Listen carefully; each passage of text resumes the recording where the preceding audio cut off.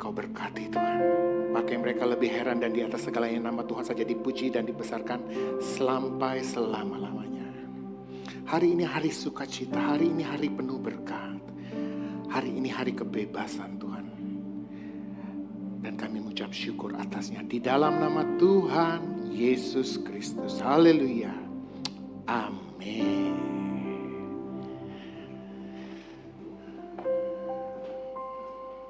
Haleluya.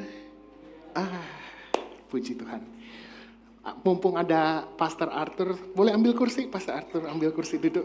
Puji Tuhan. Minta bantu baca ayat. Mari kita mau mulai bagian kedua. Kemarin kita belajar tentang rumah tangga.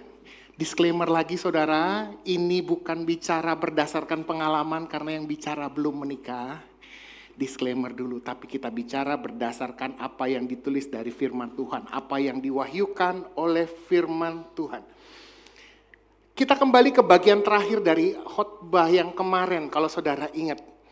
Dalam Kejadian 2 ayat 23. Kejadian 2 ayat 23. Oke, silakan Pastor Arthur.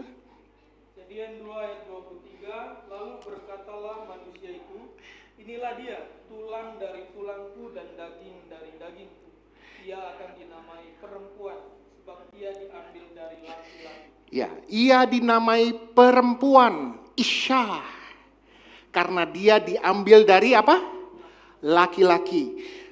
Uniknya kalau saudara lihat dalam huruf bahasa Ibrani, Isya itu Alef, Yud, He, wanita. He, berarti kasih karunia di mana? Ibu-ibu. Jadi yang bisa tahan sabar sama suaminya siapa? Ibu-ibu, karena ibu-ibu yang punya kasih karunia ekstra. Kadang kita bilang, wanita itu lebih lemah. Enggak, dia lebih kuat saudara. Saudara tahu waktu melahirkan saudara, rasanya kayak tulang dipatahin saudara. Saudara tahu rasanya menstruasi kayak apa? Nah, tanya ibu-ibu. Sakit, tapi dia punya power ekstra. Dia punya dia punya kasih karunia Tuhan. Sedangkan laki-laki, man, Alef, Yud, Shin. Yud ketemu itu jadi Yah. Nama Allah Yahweh. YHWH. Yud, He. Satu-satu ditaruh. Kenapa dalam rumah tangga kita harus taruh Tuhan di dalam hidup kita?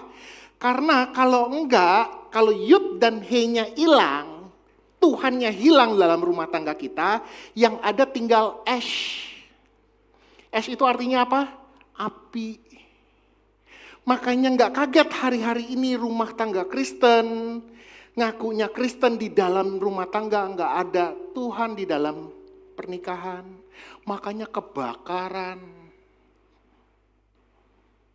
Berantem terus, kebakaran.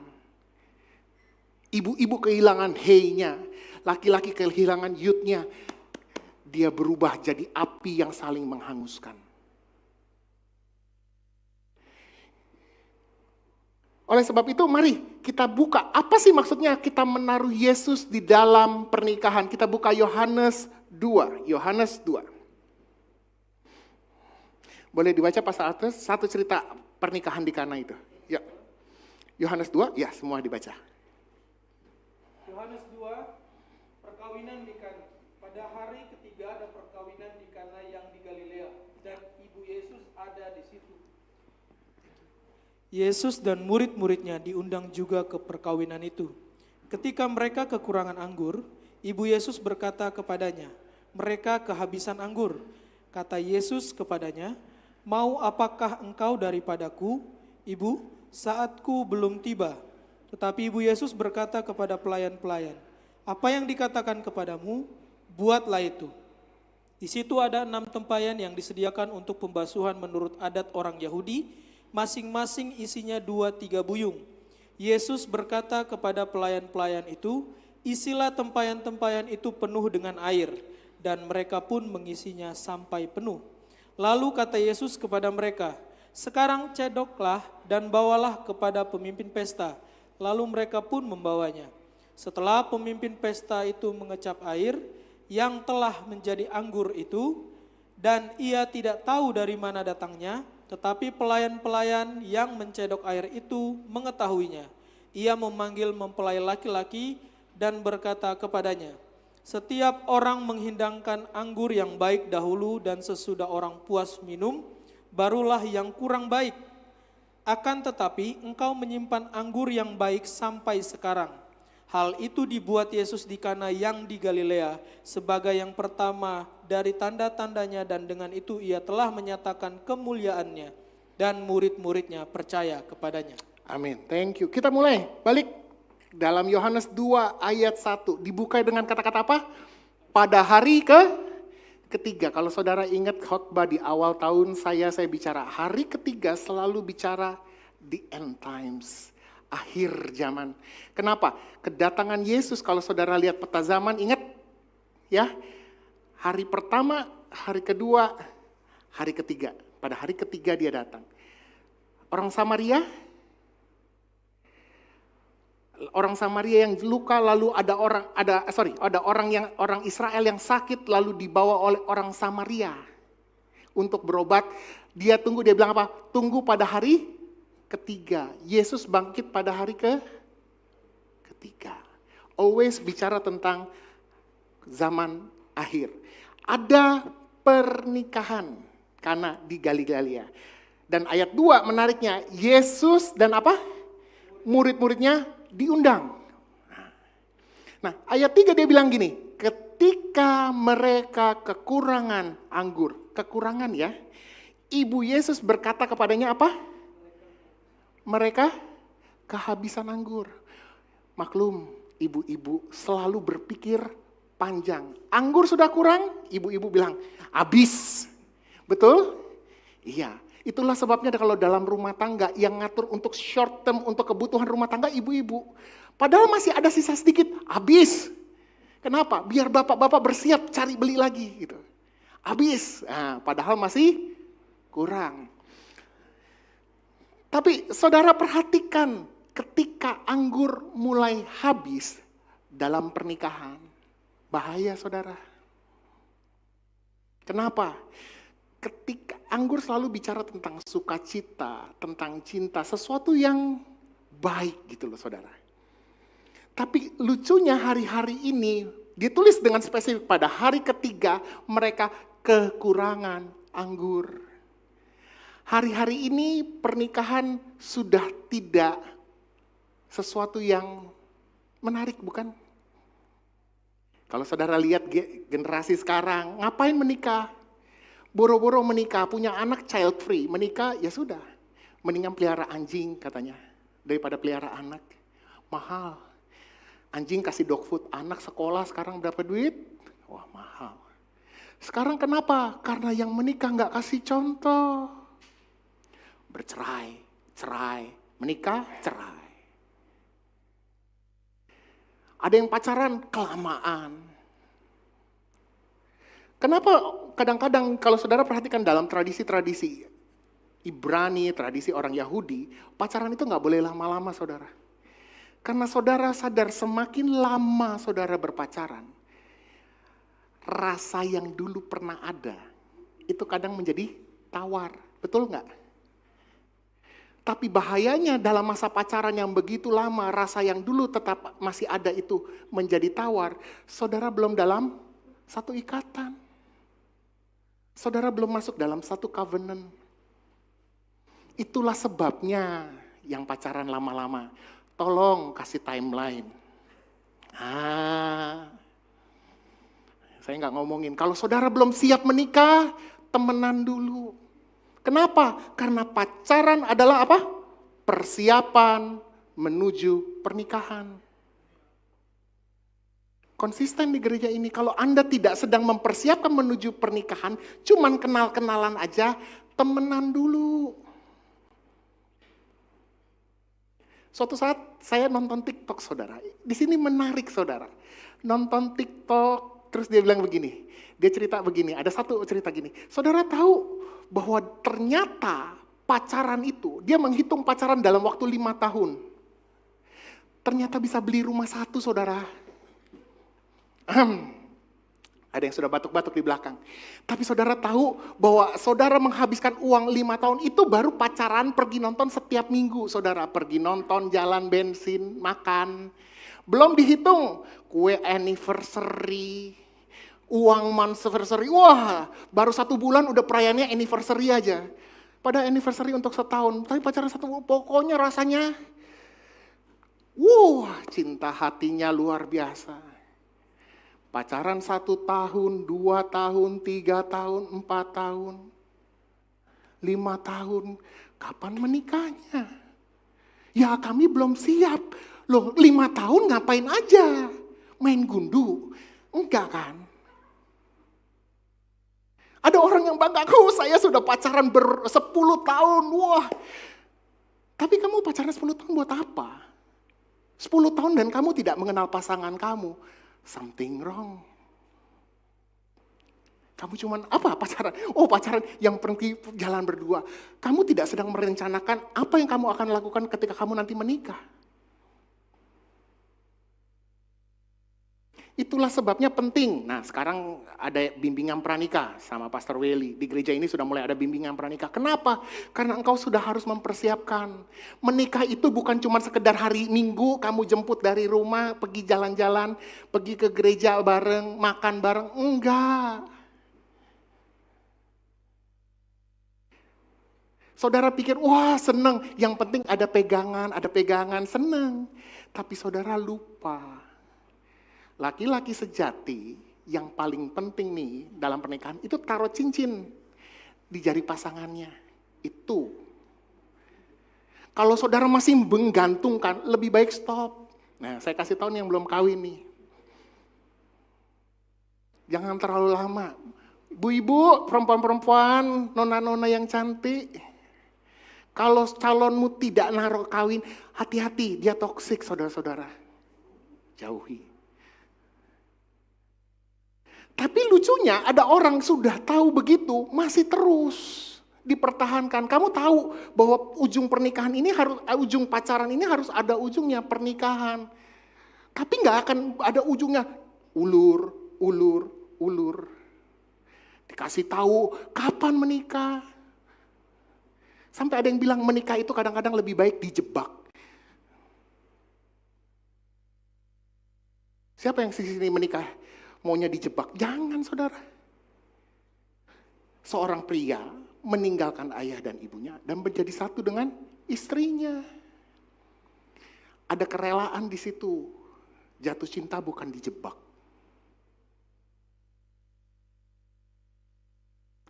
Jangan sampai Anda masuk dalam perangkap hubungan yang tidak ada ujungnya. Kita kasih tahu. Saudara, saya kemarin sempat dengar tiba-tiba lagi waktu nyiapin khotbah, lewat satu lagu saudara. Dan saya lagu ini kok jadi sesuatu yang lagi real hari-hari ini. Lagunya gimana? Lagu Juicy, Lampu Kuning. Mengapa ku tancap gas dan melaju. Padahal lampu kuning telah peringatkanku. Halo, anak-anak muda, kalau pacaran kamu nggak ada ujungnya, lampu kuning saudara, hati-hati. Saudara mau menikmati hubungan tanpa status? Status pacaranmu belum resmi, statusmu yang resmi ketika kamu di depan altar, pasang cincin di depannya, bersumpah di hadapan Tuhan. Itu yang sah. Kalau cuma deket-deket doang, belum sah saudara.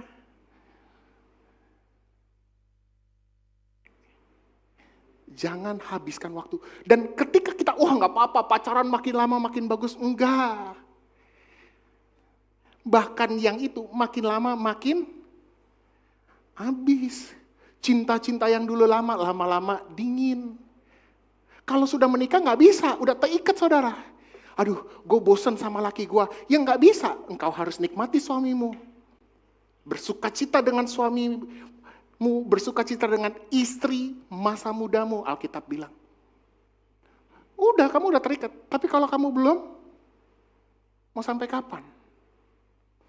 Dan lucunya hari ini, masalah romantisme dalam rumah tangga, itu menjadi satu hal yang orang anggap sepele, tapi itu merusak rumah tangga. Saya sering kali nerima pasien kanker, saudara. Mereka setelah selesai radiasi, kasusnya kanker, misalkan kanker payudara. Kanker serviks, kanker kandungan. Lalu saya selalu bilang gini, ibu-ibu jangan lupa bangun hubungan keintiman lagi dengan suami dan istri. Saya anggap bapak ibu di sini sudah dewasa ya, anak-anak muda. Bangun keintiman lagi dengan suamimu. Ada ibu-ibu, aduh dok, saya udah gak pengen. Saya udah suruh dia kawin lagi aja. Nah, saudara bilang itu sesuatu, ini fakta di lapangan. Saya ketemu berapa kali, sudah dok, saya udah suruh dia kawin lagi. Saya udah gak mau dipegang-pegang lagi.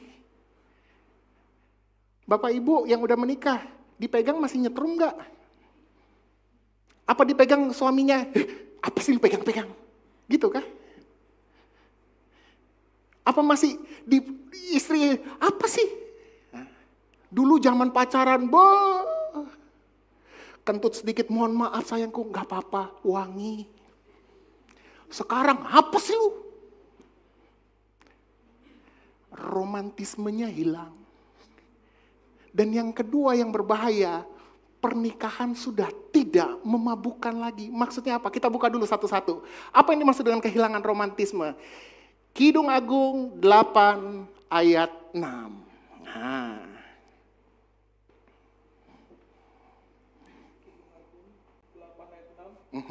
Taruhlah aku seperti matrai pada hatimu, seperti matrai pada lenganmu, karena cinta kuat seperti maut, kegairahan gigih seperti dunia orang mati. Nyalanya adalah api, seperti nyala api Tuhan. Nyalanya seperti apa? Nyala api Tuhan. Pertanyaannya, sekarang saudara yang sudah menikah atau yang lagi pacaran, masih menyala? Kita suka senang, menyala abangku. Pertanyaannya, masih menyala kah pernikahanmu? Dipegang dingin, apa sih lu? Masih menyala? Apa nama nomor telepon istri saudara? Sayangku, satpam rumah, Ratu Wewe Gombel. Apa yang tuh saudara tulis? Orang pajak? Apa cintaku? Jangan-jangan sudah tidak menyala lagi abangku. Kasihnya suam-suam kuku. Kasihnya jadi apa? Dingin. Dan yang kedua, pernikahan kurang memabukkan. Amsal 5 ayat 18 dan 19. Amsal 5 ayat 18 sampai 19. Amsal 5 pasal 18 dan 19. Diberkatilah kiranya sendangmu, bersukacitalah dengan istri masa mudamu, rusa yang manis, kijang yang jelita, biarlah buah dadanya selalu memuaskan engkau, dan engkau senantiasa berahi karena cintanya. Saudara di situ tulisnya apa? Dengan istri apa? Masa muda. Artinya istri pertama, nggak ada istri kedua. Ingat bapak-bapak, bersukacitalah dengan apa? Istri masa muda. Again, kita selalu lihat istri yang sudah ditinggal suami, meninggal. Wah, istrinya kuat mengurus anak sampai meninggal. Tapi bapak-bapak, hangatkanlah ranjang kami ya Tuhan. Butuh dihangatkan. Tapi saudara, yang menarik kata-kata terakhirnya, senantiasa berahi karena cintanya. Intoxicated, itu bahasa yang sama, mabuk. Kenapa istilah mabuk? Karena hari-hari ini cinta sudah tidak memabukkan. Saya dengar satu pendapat dari, saudara tahu Dr. Yu Hasan. Saya nonton di TikTok juga ini, kebetulan dia lewat karena dia banyak mengajarkan tentang filsafat. Dia bilang begini, suatu saat ada orang bertanya sama dia, orang kalau rasional itu makin tidak menikah. Oh betul itu. Gayanya dia khas, oh betul itu.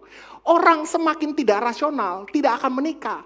Karena orang yang jatuh cinta itu tidak rasional. Nah, maksudnya apa? Saya pikir-pikir, iya saudara. Orang jatuh cinta itu makin tidak rasional. Saudara diurus dari kecil sampai gede sama orang tua. Orang tua udah ngomong terbaik-baik. Tiba-tiba ada si kucluk yang satu ini mengatakan aku cinta padamu. Dia lebih dengerin si kucluk daripada orang tuanya. Gak rasional. Gak rasional. Mamanya bilang jangan, si kucluk itu berbahaya. Apa sih mama? Gak rasional. Jatuh cinta itu tidak rasional. Tapi pertanyaannya kenapa? Karena lagi mabuk cinta. Tapi ternyata setelah menikah, anggurnya habis. Jadi tiba-tiba yang biasa dia mabuk, sadar. Loh kok begini? Betul? Siapa yang di sini menikah merasa terjebak? Dulu dia lihat kayaknya, wah, suaminya tuh oke, pacaran tuh rasanya, jatuh cinta, kata Bunda Titik Puspa. Berjuta nikmatnya. Begitu kawin menikah loh, kok yang saya kawini kok yang kayak begini? Sadar, melek. Tapi saudara, masalahnya pernikahan Kristen satu kali seumur hidup, sampai mati, sampai maut memisahkan. Gak bisa pisah saudara. Kalau kamu sudah memutuskan untuk menikahi dia, sudah. Kau harus telan. Betul gak? Itulah pernikahan Kristen. Kita bisa ketawa ke TV. Wah, pokoknya sekarang yang penting jatuh cinta. Apapun dunia akan kulawan. Termasuk orang tua kulawan, semua kulawan. Supaya aku bisa jatuh cinta sama dia. Begitu menikah, setahun, 2 tahun, 3 tahun. Baru berasa. Kok begini? Mau tuker tambah Tuhan gak bisa. Tunggu maut memisahkan. Gak bisa. Makanya kadang-kadang kalau jatuh cinta, jangan lupa otaknya juga dipakai. Kamu memilih pasangan seumur hidup. Dan seumur hidup itu apa? Lama. Yang belum menikah nih. Lebih baik saudara telat menikah. Atau saudara nggak menikah. Daripada saudara salah menikah dengan orang yang salah. Saudara menikah dengan wanita yang tepat, saudara dapat Barbie. Saudara menikah dengan wanita yang salah, saudara dapat Annabelle. Paham? Nah, yang ketawa sering nonton itu.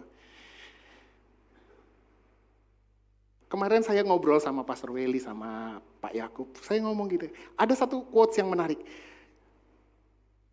Orang menjalani pernikahan itu sama seperti berjalan di dalam taman. Walk in the park. Tapi orang lupa ngasih tahu kalau mereka berjalan di dalam Taman Jurassic Park. Karena kadang-kadang pernikahan itu tidak seindah yang dikatakan orang. Itulah sebabnya saudara butuh anggur. Supaya saudara tetap mabuk cinta. Bukan artinya nanti pulang saudara beli anggur ya. Lalu minum, wah supaya saya terus mabuk. Enggak begitu saudara.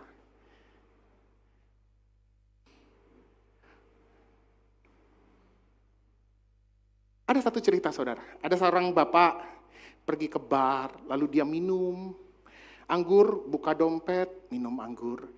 Buka dompet, minum anggur. Di sebelah ada orang liatin, nih bapak ngapain, buka dompet, minum anggur. Buka dompet, minum anggur. Ditanyalah, Pak, ngapain Pak? Setiap minum 2 sloki, buka dompet. Minum 2 sloki, buka dompet. Oh, saya mau lihat kalau wajah istri saya udah cantik, saya baru bisa pulang. Artinya dia udah mabuk. Nah, paham? Jangan-jangan selama ini pernikahan kita sudah tidak memabukkan lagi. Engkau sudah tidak. Engkau mulai masuk, rasionalismenya mulai masuk di dalam pernikahan. Enggak bisa. Ya, pernikahan memang butuh rasionalisme. Tapi ketika engkau terima dia sebagai pasanganmu, suamimu maupun istrimu, engkau terima dia dalam kondisi mabuk. Mari jaga itu. Karena begitu engkau sudah mulai nggak mabuk lagi, engkau mulai kaget. Di situ risiko bentroknya. Itulah sebabnya engkau butuh anggur dalam pernikahan. Jadi kalau hari ini anggur pernikahanmu, dalam pernikahanmu mulai habis, mulai hambar, undang Yesus. Saya suka di ayat itu ketika hari ketiga, ketika bicara zaman akhir, ketika anggur itu mulai habis, Yesus datang diundang. Undang Yesus. Dan yang menariknya dia bilang begini, istilah dalam Yohanes 2 ayat 6, di situ ada 6 tempayan yang disediakan untuk apa? Pembasuhan menurut adat orang Yahudi. Masing-masing 2-3 buyung. Yesus berkata, isilah tempayan-tempayan itu sampai apa? Penuh dengan air.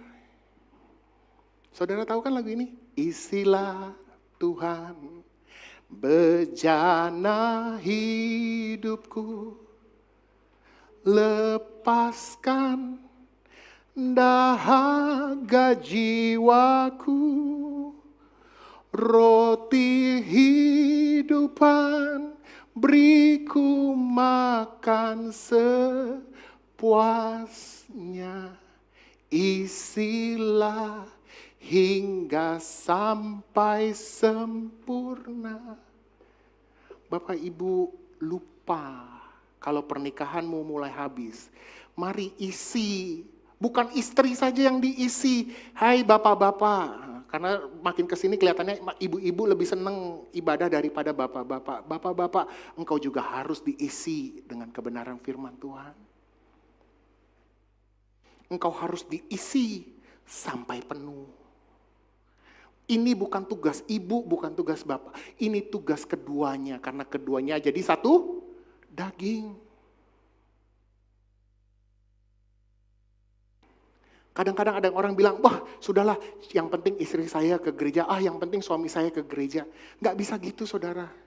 Keduanya harus diisi, kedua-duanya firmannya tuh harus diisi. Supaya apa? Engkau jadi pasangan yang seimbang. Hari ini berapa banyak kita menikah, kita mencari pasangan yang jomplang, kata orang Jawa. Tahu, timpang. Istrimu rajin dengar firman Tuhan, engkau tidak. Atau suamimu. Makanya Alkitab bilang, cari pasangan yang seimbang. Bukan hanya bicara masalah firman Tuhan, dalam segala hal dia melengkapi. Engkau punya kekurangan, iya. Tapi istrimu bisa melengkapi, itu seimbang.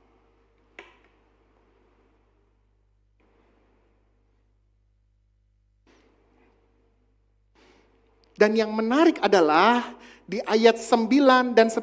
Coba di Yohanes 2 ayat 9 dan 10. Yohanes 2 ayat 9 dan 10, setelah pemimpin pesta itu mengecap air yang telah menjadi anggur itu, dan ia tidak tahu dari mana datangnya, tetapi pelayan-pelayan yang mencedok air itu mengetahuinya.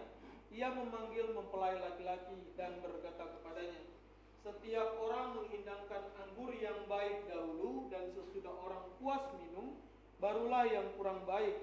Akan tetapi engkau menyimpan anggur yang baik sampai sekarang.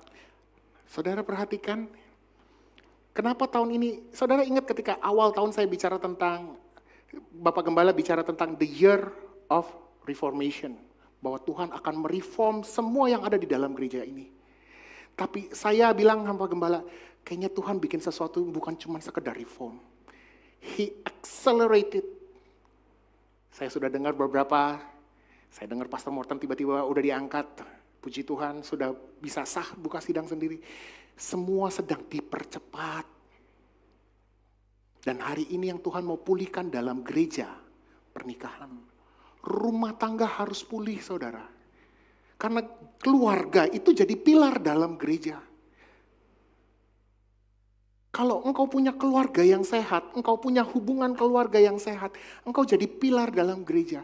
Hari-hari ini gereja sibuk, wah yang penting praise and worship-nya mantap, wah.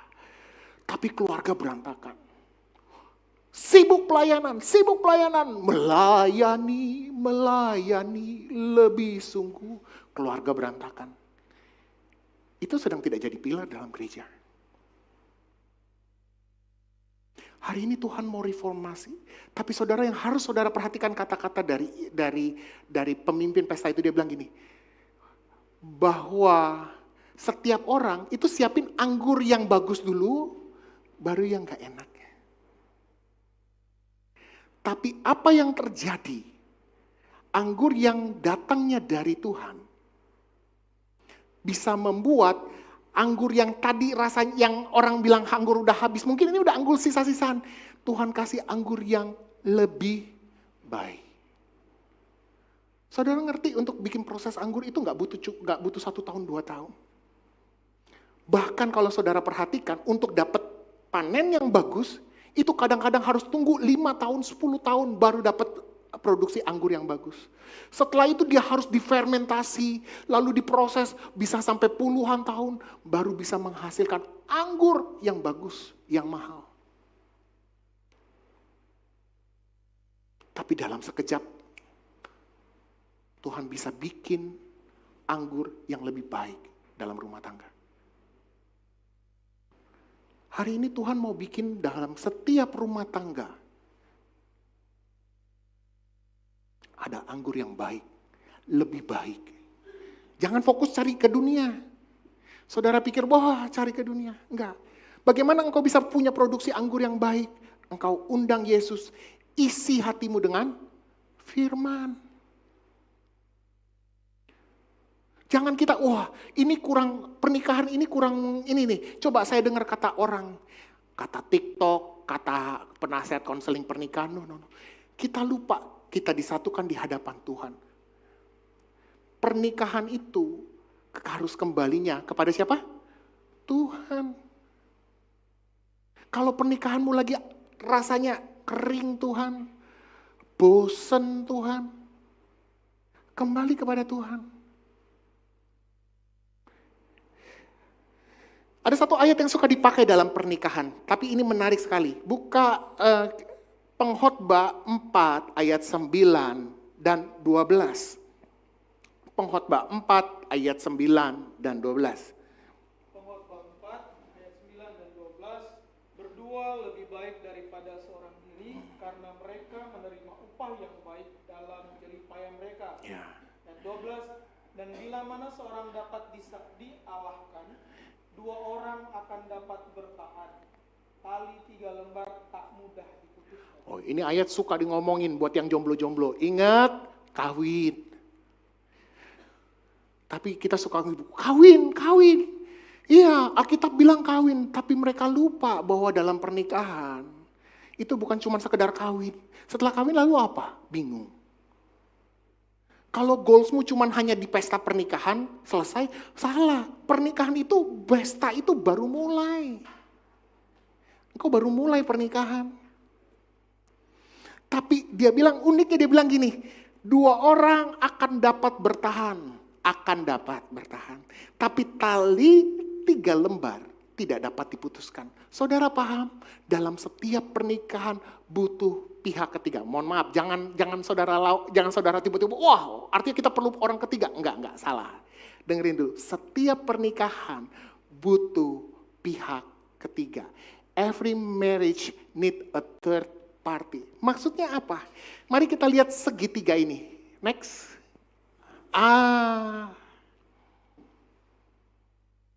Saudara paham? Engkau butuh Yesus dalam rumah tanggamu. Kenapa? Karena kamu harus tahu, kamu berharap sama suamimu. Suamimu masih manusia, dia sia-sia. Saudara bisa mengharapkan suamimu, belum tentu. Engkau mengharapkan istrimu, belum tentu. Karena manusia, dia sia-sia, dia bisa mengecewakan. Kenapa pernikahan itu kita sibuk menuntut. Kita menuntut suami kita, menuntut istri kita, sibuk menuntut. Tapi kita lupa, semakin kita menuntut satu sama lain, narik. Karena saudara harus pahami, pernikahan itu semakin saudara menuntut, engkau pun juga akan dituntut dengan ukuran yang sama. Mohon maaf nih yang pacaran. Yang pacaran. Kalau engkau dalam pacaran, engkau sudah menuntut, pacarmu sudah nuntut gini, siap-siap. Suatu saat ketika engkau sudah tidak bisa memenuhinya, pacaran, putus. Kalau masih pacaran, kalau menikah, cerai, berantem. Lalu apa? Engkau nuntut satu sama lain. Gak bisa. Dalam pernikahan, engkau cuma bisa nuntut sama Tuhan karena Dia sumber segalanya. Kolose 1 ayat 17. Kolose 1 ayat 17. Kolose 1 ayat 17, Ia ada terlebih dahulu dari segala sesuatu dan segala sesuatu ada di dalam Dia. Saya suka terjemahan bahasa Inggrisnya. Dia itu bicara tentang Yesus. Dia ada terlebih dahulu dari segala sesuatu dan He holds all things together. Saudara, kalau saudara lihat di bawah itu ada gambar segitiga, itu bukan segitiga, itu gambaran atom. Kalau saudara belajar IPA zaman dulu, belajar fisika, ada atom. Saudara bisa perhatikan bagaimana atom itu bisa stabil. Karena ada satu daya tarik dari inti atom untuk menahan supaya elektronnya bertahan. Itu, Yesus itu seperti inti atom. Dia bisa mempertahankan saudara. Hari ini kalau pernikahanmu mulai goyang, undang Yesus. Dia bisa mempertahankan. He holds all things together. Jangan lari ke orang lain. Orang ketiga tidak bisa jadi solusi. Engkau harapin, selama engkau masih mengharap pada manusia, manusia masih bisa mengecewakan. Engkau cuma bisa berharap sama Yesus. Itulah sebabnya dalam hubungan pernikahan, engkau harus mendekatnya kepada Yesus. Mintanya kepada Yesus.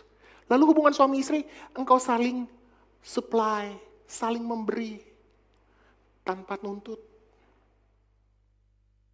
Engkau gak boleh saling nuntut dalam rumah tangga.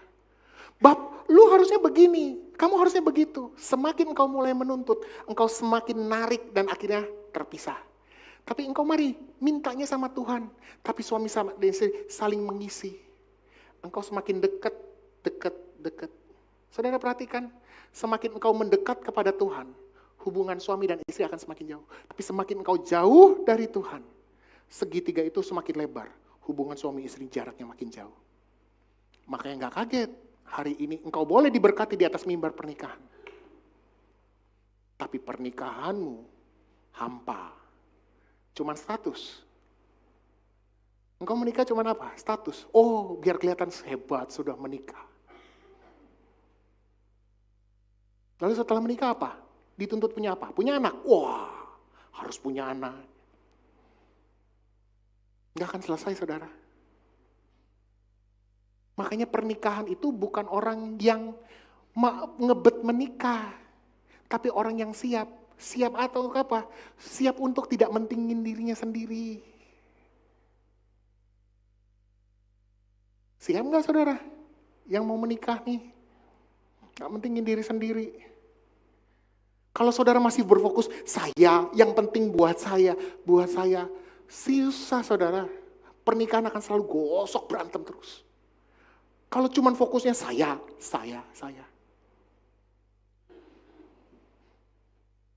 Itulah sebabnya pertanyaan saya bagi yang laki-laki yang sudah menikah maupun yang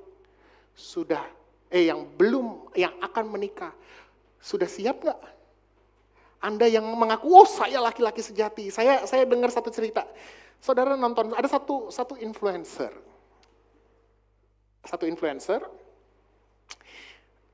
Diwawancara, influencer ini mengaku dia dari grup LGBT. Dan memang dia agak kemayu. Lalu ditanya sama pembawa beritanya. Dia suka dibilang, "Wah, kamu laki-laki nggak sejati." Ya, bahwa laki-laki itu hanya dihitung dengan maskulinitas. Laki-laki itu ngomong harus laki-laki, punya pacar, punya perempuan. Dia bilang, "Saya nggak terpengaruh dengan itu. Bagi kakak saya, dia laki-laki sejati." Kenapa, saudara? Ternyata kakaknya hamil di luar nikah. Dan laki-lakinya tidak mau bertanggung jawab. Tahu siapa yang bertanggung jawab? Influencer ini, saudara. Jadi kalau saudara mau ngomong, mana laki-laki yang sejati? Laki-laki yang mau bertanggung jawab. Kalau engkau laki-laki nggak bisa bertanggung jawab untuk dirimu, jangan mikir untuk tanggung jawab untuk orang lain. Bagaimana engkau bisa tanggung jawab? Dirimu sendiri aja masih berantakan. Itulah sebabnya kalau saudara perhatikan, kata laki-laki itu dipakai kata het, kau, dan nun, katan. Kalau bahasa Aramaiknya kadang menggunakan kata koson, tapi dia menggunakan kata katan. Ada het, ada tau. Saudara tahu kalau saudara pernah belajar, saya pernah ajarin tau, taf, itu bentuknya seperti apa?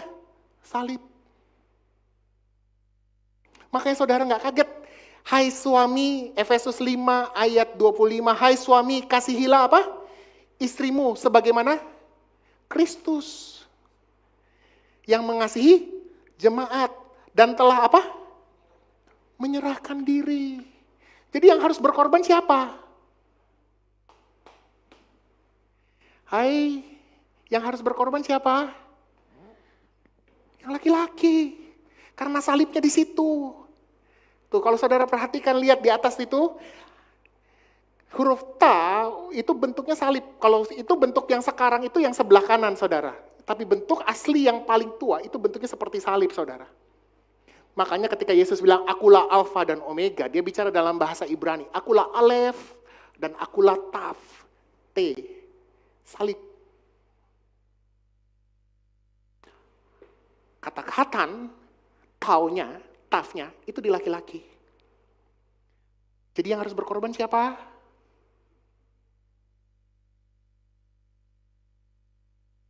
Yang harus jadi tulang punggung siapa?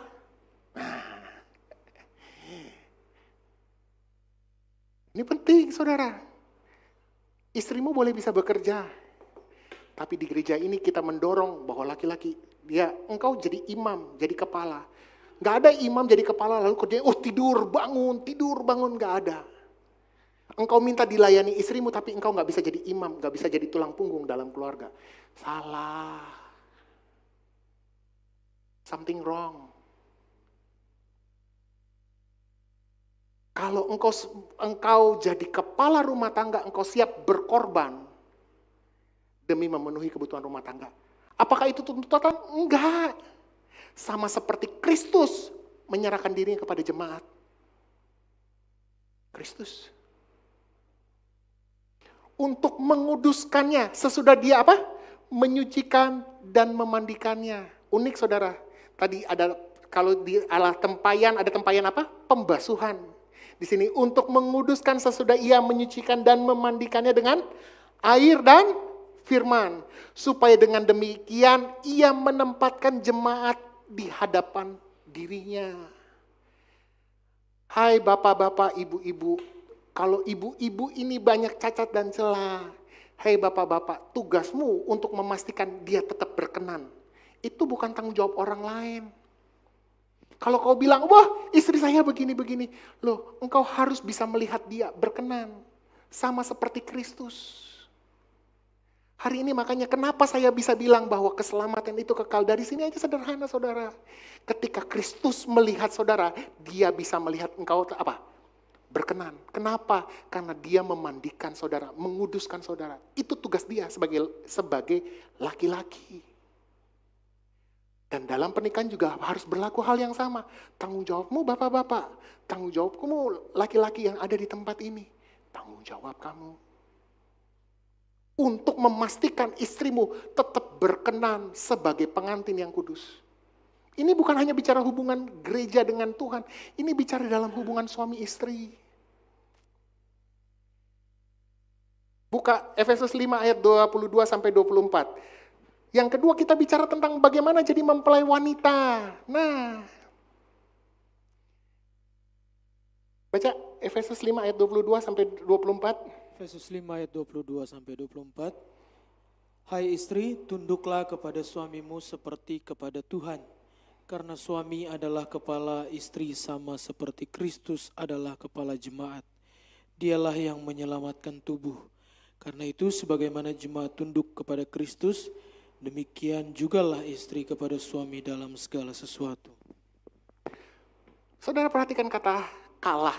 Ini kata pengantin. Itu ada kata kaf, lamet, ada apa? Hei di belakang.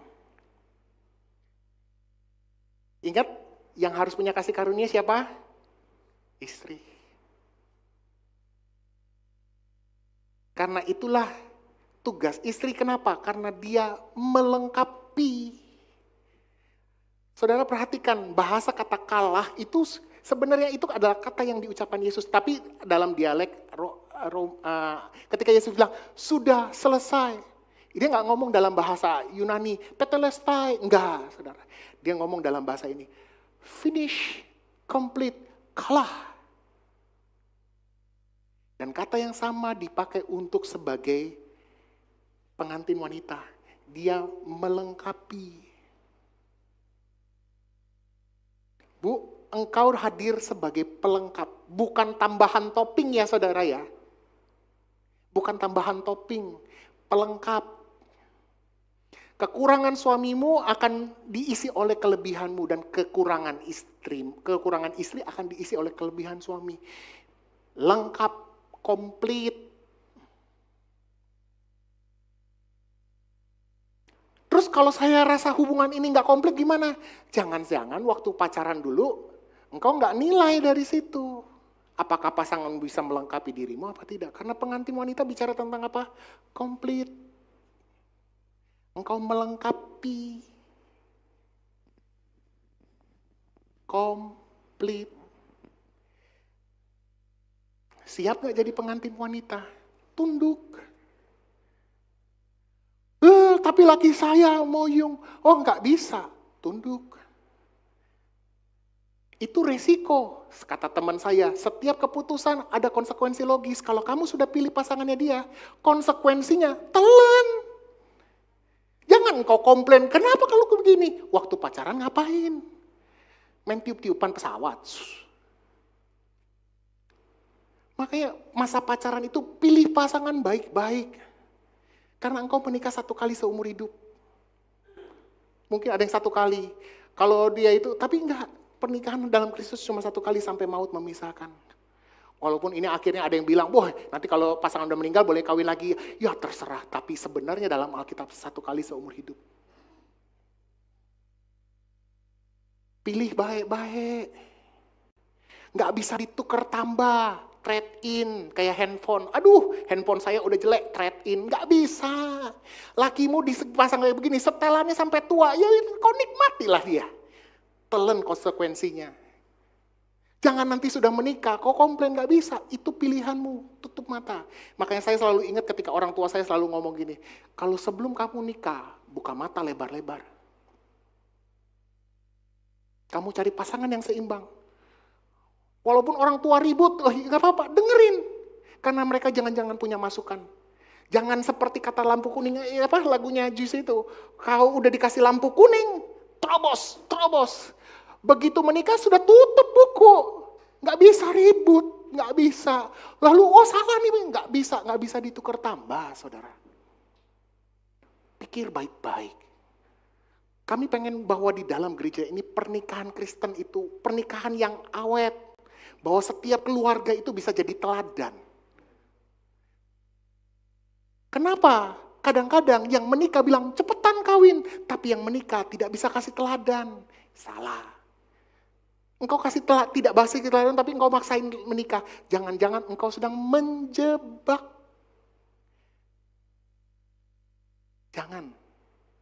Jangan sampai salah menikah. Oleh sebab itu dia bilang begini, engkau harus melengkapi, finish, tutup buku di situ. Pasanganmu jadi komplit. Jadi satu daging. Gak bisa lagi bicara daging yang terpisah.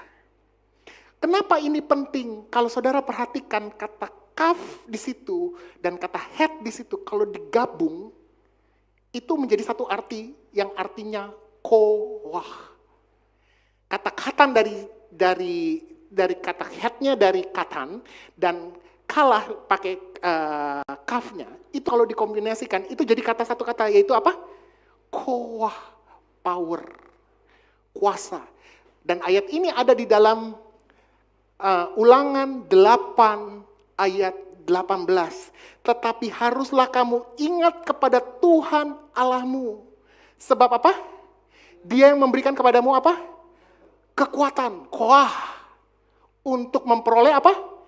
Kekayaan, dengan maksud meneguhkan perjanjian yang diikrarkannya dengan sumpah kepada nenek moyangmu. Seperti saat ini. Saudara ngerti nggak kenapa setan pengen hancurkan rumah tangga? Karena di dalam pernikahan ada kekuatan. Wah. Makanya kenapa saudara harus pilih pasangan yang tepat, karena dia akan menjadi sumber, engkau akan jadi satu daging, engkau jadi kekuatan. Wah. Dan setan gak senang, makanya dia rusak rumah tangga. Orang ketiga, berselingkuh, ribut masalah uang. Makanya menikah itu bukan untuk orang yang pengen, tapi yang siap. Siap nggak? Karena begitu engkau jadi satu dalam pernikahan, engkau, kata Alkitab apa? Tuhan menyiapkan engkau seperti kekuatan untuk memperoleh apa? Kekayaan. There is power in marriage. Jangan sampai engkau salah. Jangan sampai engkau rusak pernikahanmu karena memilih orang yang salah. Jangan kau rusak pernikahanmu karena engkau sibuk menuntut satu sama lain. Jangan kau rusak pernikahanmu karena anggur dalam pernikahanmu mulai habis. Kita buka dalam ayat penutup 1 Petrus 3 ayat 1 dan 7.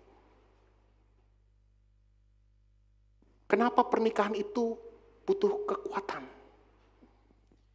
1 Petrus 3 ayat 1 dan 7.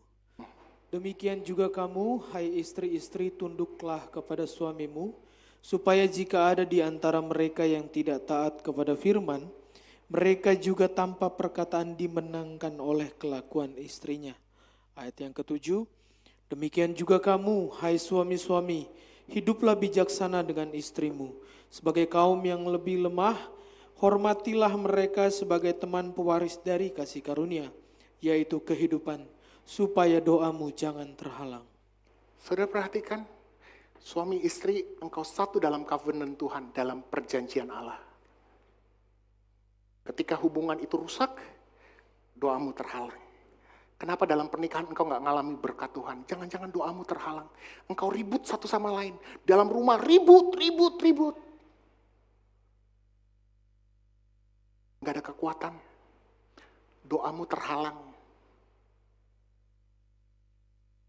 Saudara paham? Orang selalu bilang begini, ini kewajiban istri, ini kewajiban suami. No. Saya gak pernah lihat ini sebagai kewajiban. Kalau kamu jatuh cinta, dia bilang, hujan akan kuterabas. Iya saudara, cinta itu menggerakkan segala sesuatu. Tapi cinta yang macam apa? Ketika dalam hubungan suami istri, istri dibilang tunduk kepada suami. Engkau bukan terpaksa, iya gue tunduk nih, tapi gue nanduk. Gak gitu. Ketika engkau tunduk, karena engkau cinta suamimu. Hai suami, kasihilah istrimu. Karena apa? Karena engkau mengasihi dia, ada cinta. Kalau engkau gak bisa mencintai dia, kalau engkau merasa mengasihi dia karena kewajiban, saya sempat dengar ada yang bilang, wah kamu harus begini, ini hubungan suami istri harus tunduk, ini kewajiban istri, ini kewajiban suami. Oh enggak gitu. Kalau engkau berpikir bahwa semua yang dikerjakan ditulis dalam Alkitab itu karena wajib, engkau mengasihi, engkau punya rumah tangga seperti robot. Ya, gue kasih makan nih, lu pokoknya tunduk sama gue. Kita sedang transaksi. Tapi kasih, cinta bergerak lebih dari itu. Kenapa istri bisa tunduk? Suami mungkin kurang. Kenapa bisa tunduk? Engkau lihat sama seperti Kristus sudah melengkapi dirimu. Engkau tunduk kepada dia. Maka engkau bisa tunduk sama suamimu. Suami, istrimu mungkin bawel. Repet, terus kenapa engkau bisa mengasihi dia? Karena cinta. Engkau lihat Kristus sudah berkorban. Itu keteladanan. Makanya di gereja ini, kenapa kita penting kasih pengenalan tentang Kristus yang benar, tentang Yesus yang benar. Kenapa? Karena itu teladanmu. Saya nggak mau cerita kata Yesus menurut kata ADART, enggak. Kata khotbah yang sana sini, enggak. Kita lihat berdasarkan Alkitab, apa yang Alkitab bicara tentang Yesus dan jemaatnya. Kalau dia bisa mengasihi engkau ketika engkau masih berdosa. Dia bisa menyerahkan nyawanya untuk engkau. Itu Kristus. Itu kasih, saudara. Bukan kewajiban. Karena Allah begitu, cinta. Bukan wajib, karena Allah begitu wajib kepada dunia ini. Enggak punya kewajiban. Karena Allah begitu cinta. Cinta, saudara. Next. Maka pertanyaan hari ini yang harus direnungkan, terutama yang sudah menikah atau yang sedang mempersiapkan pernikahan. Apa jangan-jangan anggurnya sudah mulai habis? Atau udah gak manis lagi? Atau sudah mulai tawar? Atau sudah tidak memabukkan lagi? Anggurnya tercampur air terlalu banyak. Masihkah Yesus jadi pusat dalam rumah tangga? That's the big question. Ini jadi perenungan. Karena hari ini saya yakin Tuhan mau restorasi hubungan suami istri. Saya mau lihat dari mulai tahun ini, hubungan suami istri di dalam gereja ini harus pulih. Harus baik. Ini pilar dalam gereja. Saya undang pemain musik. Sebelum saya tutup, sambil saya tutup, saudara tahu kenapa saya selalu ngomong anggur? Saudara tahu dalam bahasa Ibrani, anggur itu dibilang sebagai neksah, bahasa Ibraninya. Tapi tahu arti kata neksah itu apa? The blood of the grave. Darah dari anggur.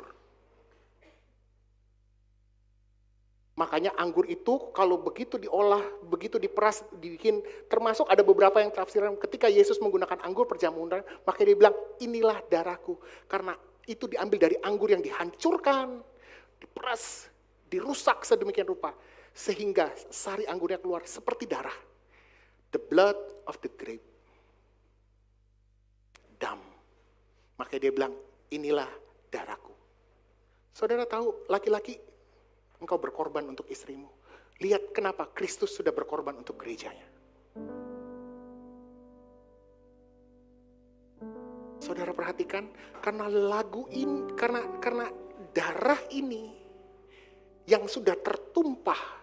Kita mau masukin minggu depan sudah Paskah, saudara. Mari kita ingat.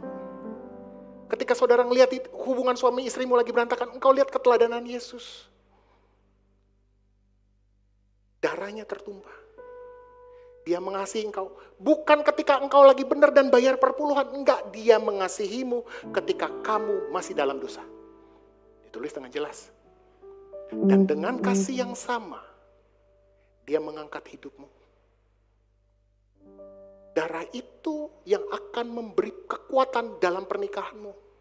Ketika anggur itu bicara tentang darah, maka dalam pernikahanmu engkau butuh ada korban Kristus yang tertumpah setiap hari. Supaya engkau ngerti bahwa Kristus yang menyatukan kita. Hubungan suami istri yang awalnya engkau pikir, wah tidak berkenan. Engkau nggak sempurna, suamimu nggak sempurna, istrimu nggak sempurna. Tapi engkau jadi sempurna di hadapan dia. Bukan karena hebatmu, tapi karena darah Kristus yang tertumpah. Saya ingat satu lagu lama, saudara. Ini lagu dalam bahasa Inggris. Kemarin saya minta tolong Dalsi bikinin lagunya. Di teksnya ada? Ini dia. Lagunya begini. Kuncinya? Kenapa lagu ini tiba-tiba memberkati saya? Karena ketika saya dengar lagu ini, saudara, lagu ini bicara cuman dia bilang gini, judul lagunya apa? Darah itu tidak pernah kehilangan kuasanya. Hari ini mungkin jangan-jangan pernikahanmu sudah nggak ada kuasanya lagi. Engkau tahu bahwa engkau diciptakan ketika engkau masuk dalam pernikahan, ada kuasa yang Tuhan taruh dalam pernikahanmu. Tapi hari ini kuasa itu nggak ada. Tapi darah itu sanggup memberikan kuasa dalam hal-hal pernikahanmu yang mungkin hari ini nggak ada kuasanya.